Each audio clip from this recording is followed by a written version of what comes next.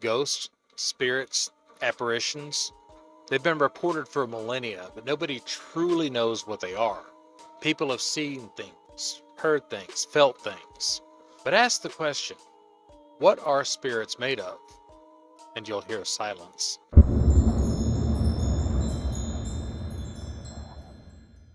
It's not just about proving whether or not they exist.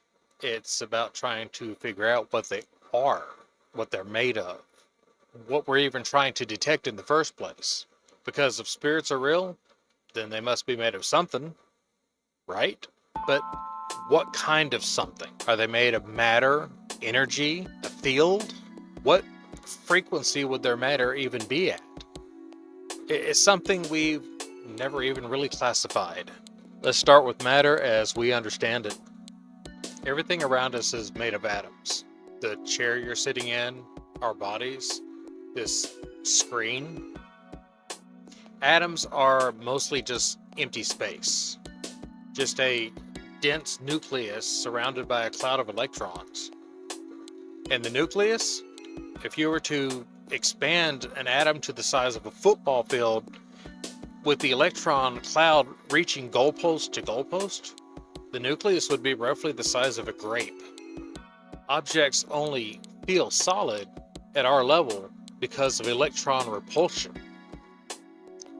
Some particles do pass through solid matter constantly. Meet the neutrino. A huge number of neutrinos pass through your body every second.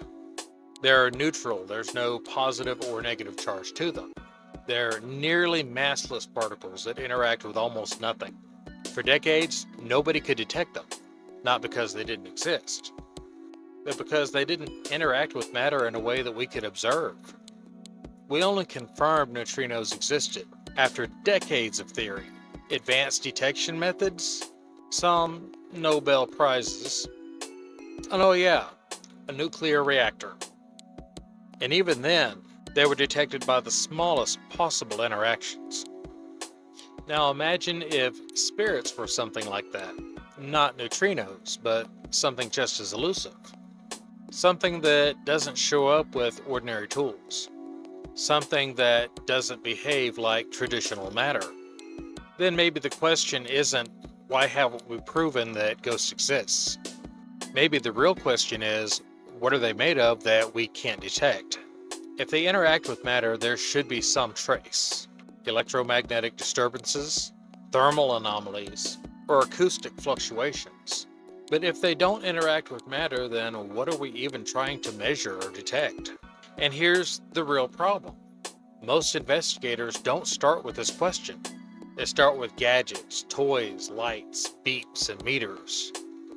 And few investigators even ask what these devices are even detecting. EMF meters light up, but what does that actually mean it's detecting? What is the scale? What's the precision of the device? Is it even measuring the right phenomenon? Without knowing what a spirit is made of, how can we claim that any of these devices are actually detecting one at all? Add to that the wave of deceptive content we have out there. Faked videos, AI, over-dramatized investigations. Because of all that, even honest investigators are just dismissed, buried under a noise of misinformation. Not because they're wrong, but because they're outnumbered. Some investigators, well, they're not lying, they're not faking their content, but they are misinformed. They're not training themselves on the subject matter at hand. Some aren't even sure what their devices are detecting, and some go on just pure assumption that what they're detecting on their devices is paranormal in any capacity. They rely on gear sold as paranormal tech without understanding what it really measures. No calibration, no baseline, no scientific process. As anyone endeavoring to become an investigator, you have to understand the importance of using the correct tools. Sure, you could drive a nail in with a wrench, but you'd find it much harder to turn a bolt with a hammer. So we go back to the core.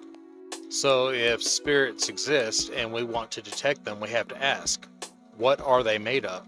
Until we know that, or at least have a working theory, we're not hunting ghosts, we're poking around in the dark. Maybe they're made of something. Maybe they're made of nothing. But if we hope to understand any of this, we have to start asking better questions.